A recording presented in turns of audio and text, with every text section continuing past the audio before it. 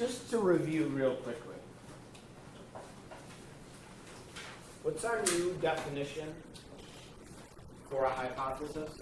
Raise your hand if you just tell me. What's the definition I want you to now be familiar with? Dave?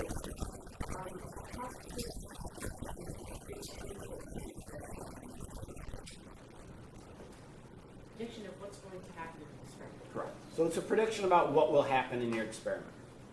And important things about a hypothesis, that it's something that is testable. Okay.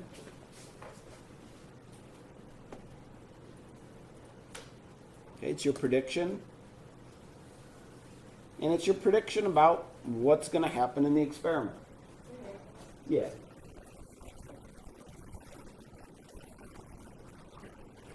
The words that magically appear on the screen should then magically appear on your notepad.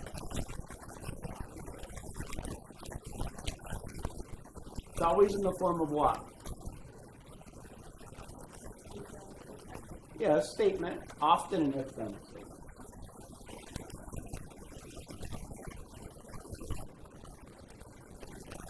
So some examples. If you turn on all the lights, then you will fall asleep faster. An if-then statement, that is a hypothesis. It's testable. If you eat only fast food, then you will gain weight. I never heard about a movie that tests that hypothesis. Super Size Me, yeah. It's a documentary about a man that eats only McDonald's for 30 days. To see how it affects his health. I'm not going to spoil it for you. You guys got to watch it. No, you might watch it in health class this year. No? Okay, so those are hypotheses. So a good hypothesis can be tested. It's never a question. Okay? It has to be a statement. And it's not a guess, right? We don't just sort of guess what we think. It's based on research that we do. It's based on our knowledge of science. And the one of the benefits of writing a hypothesis as an if-then statement is that it helps you to identify the variables. For example, here are a few statements, a few hypotheses. If a plant receives fertilizer, then it will grow larger.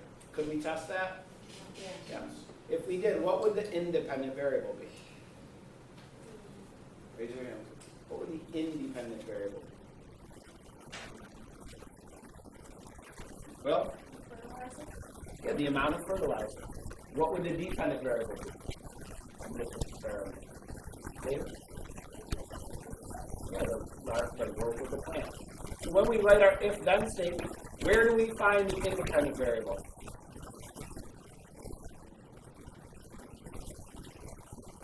Where is the independent variable in that hypothesis? Bella? Where's the dependent variable? Well, in the red part. Yeah, this is the independent variable, the fertilizer. So the growth of the plant is the dependent variable. If I put fenders on a bike, they will keep the rider clean. You know what fenders are? Like plastic, yeah, but on a bike, like a fender would be like a plastic thing that goes over the back tire, so that mud doesn't spray onto that. Okay, so anyway, in that experiment, if I have bikes with and without fenders, and I look at how things are mature, what's the independent variable in that experiment? Okay. What's the dependent variable? Yeah, how clean the rider is. And so the if-then statement helps us to identify the variables, because we say if I do this to the independent variable, then this is how I think the dependent variable will change. I'm not going to go through all these examples, but the point is you always find the independent variable in the if part, the dependent variable is in the then.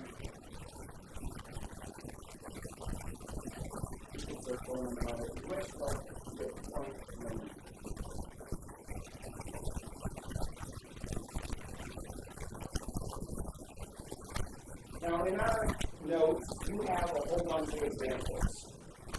You have the chicken farm. You have the JV football team. You have zingy candy bars. You have tires and gas mileage, paper towel, earthworm. All of these examples where we describe an experiment and then ask you some questions about it. We're not going to do all of those. In fact, I think you guys understand this pretty well, so we're going to skip over most of them. I guess let's do one. How about the chicken farm? Farmer wanted to know if music would make his chickens lay larger eggs. He took two groups of chickens. He placed one group in a pen with music. The other group was placed in a pen with no music. All right, so in this experiment, what would the independent variable be? Matthew? Yeah, music or not. That's the difference. That's the 100. Independent variable, the one thing different between my groups. In this case, one would have music, one would not. What would the dependent be, Luke? Yeah, the size of the eggs. What would we be measuring? Size of the eggs. So don't give me a question there, okay, Luke? Don't say if they would be larger. Don't say that the ones with music would be larger. It's just what did we measure? Size of the eggs. Which is the control group, Jackson? Yeah, the group with no music playing. That's the group that's under sort of normal conditions. Some variables we should probably hold constant if we were to actually do this experiment. What would one be, Ellie? Yeah, the food that they're eating. What else would we hold constant? Dave? Possibly like the same breed of chicken. Same breed of chicken. There's lots of varieties of chickens, actually. Yep. Kaden? Type of shelter. Yeah, we could go on with a huge list of things, but you get the point. You guys understand pretty well? Yeah. All right. I'm not going to do the JV football team. You guys could do this on your own if you want more practice. All right, I do want to talk about observations and inference. This is really the last new material that we'll be learning that's going to be on your quiz Tuesday. I need to throw things with you. All right, so we talked about observations. Observations are what? How would we define observations in an experiment? Observations. What is an observation? Gabe? The data that we collect by watching the experiment. Yeah, the data you collect, information you gather. You may use your senses. You may use a tool to measure it, but it's the data being collected. And when we talk about observations, we break them into sort of two categories. Quantitative observations and qualitative observations. Are you familiar or no? No. Okay. Quantitative. Looks like what word? Quantity. Quantitative observations have a number with them. The quantity has a number. Often they're made with a tool. If I find the mass of the Oreo cream, that's a quantitative measurement. I say 3 grams. If I measure the height of a plant, that's quantitative, 15 centimeters. Mr. Arcuri, there's 100 kilograms. That would be a quantitative observation. Unfortunately, most of it is not. But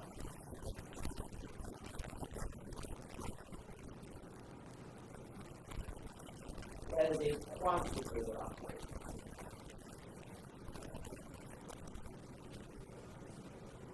So then what do you think a qualitative observation would be? Okay? Yeah, you make with your senses and it's non-numerical. It's just a quality, a description.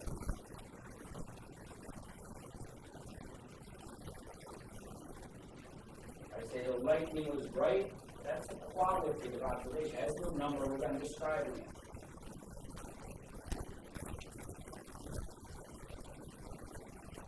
Those are two types of observations, quantitative and qualitative. And as we make observations, we might also then make some inferences. How is an inference different from an observation? Inferences, how to infer something.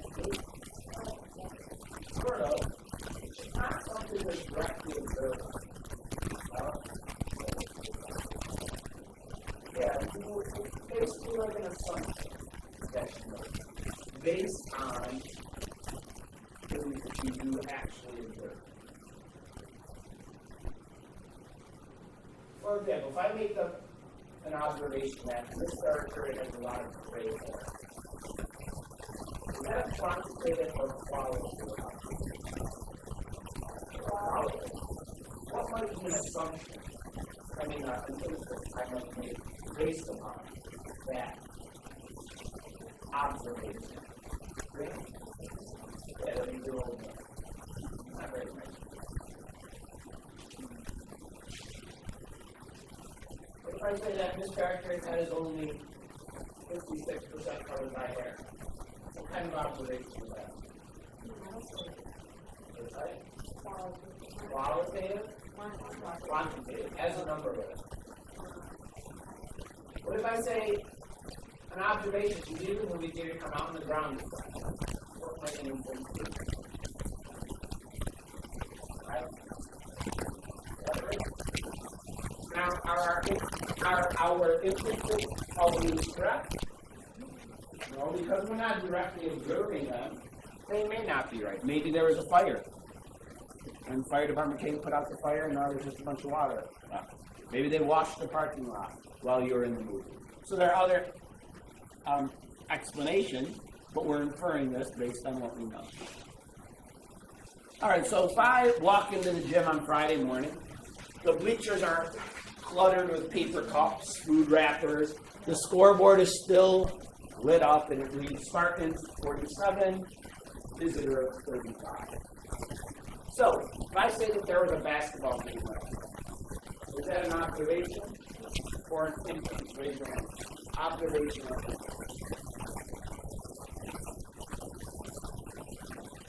Yeah? Yeah, why'd you say inference? You weren't actually there watching? The scoreboard is lit up.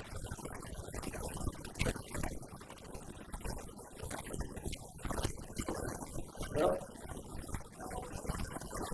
that's an observation. You're actually seeing it. There were many people there. Sophia? Inference. We infer that from all the cups littered all over, but that's an inference. There are paper cups in the bleachers. Happy? Observation.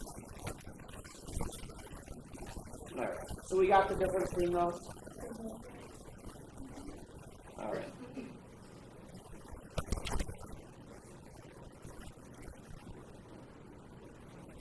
So if I look at this picture, what I would like you to do is list a few observations things that you observe in this picture, and then give me some inference that's based upon your observation.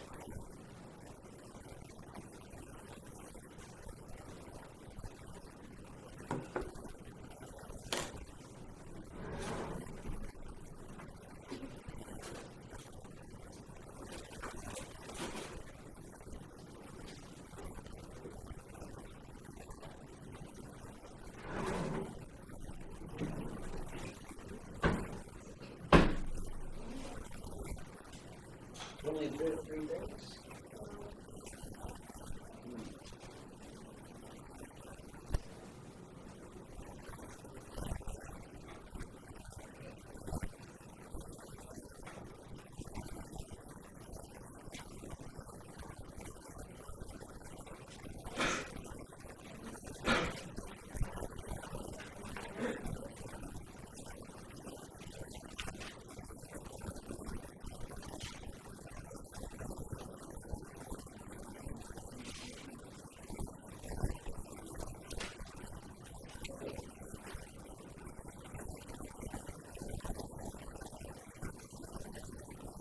All right, give me an observation that you made based on this picture. There's smoke coming from the chimney. You can see that. That's an observation. What inference did you have based upon that? Okay, those are both good inferences. Now, we can't observe that, but based on seeing smoke coming from the chimney, that's a Let's define inference. How about another set here? Okay. There's a garage present. What would you infer based upon if they have a car? Not does that necessarily we know it's correct. No, it's an inference. It might not be. How about another one, Jackson?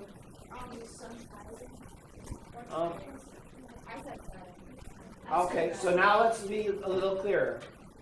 What is our observation?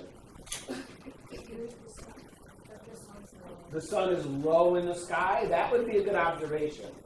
And so saying that the sun is setting, what would that be, Jackson? That would really be an inference.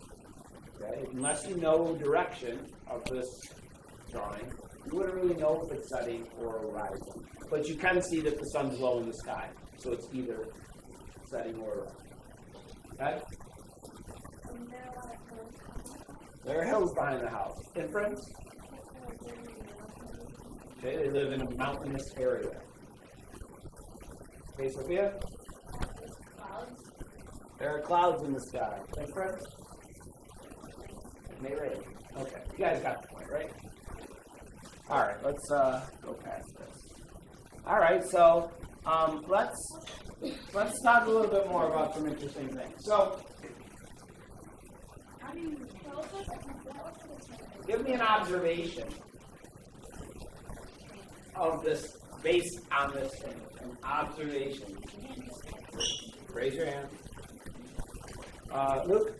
There is a tank sideways in the middle. There's a tank sideways. Okay? Give me another observation. Okay, final? There's a truck behind the tank. One more. Bella? Looks like there's scattered glass in there. Okay, how about some inferences? Right? Okay. Tank is going too fast down the hill. Matt?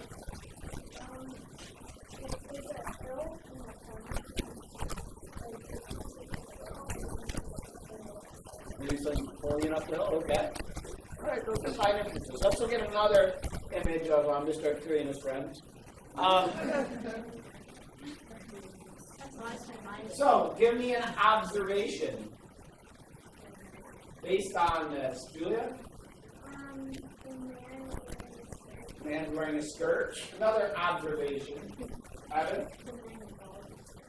That man's bald. Okay, well. Is this an observation? I don't know. What would you think? Is that you say they're performing? Observation or inference? Yeah, probably inference. Got another one, Evan?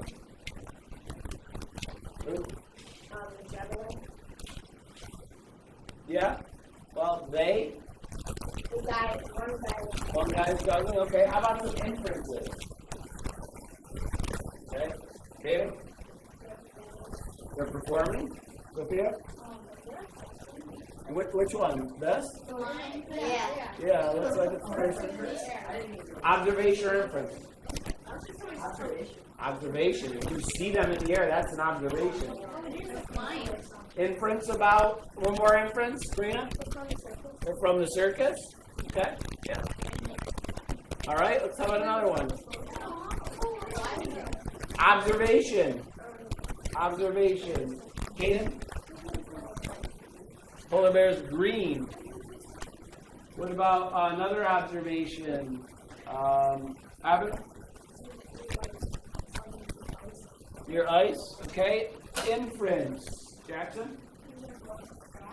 Oh, the grass. Another one. Abbott? Inference. Oh, well. Oh, you mean, was that behind him? Or, there's something, he's looking at something? Okay, all right. I thought you meant that we could see in the background. Yeah. All right, good. Observation, Luke? There is a big truck, smaller truck. Okay, inference. Jack?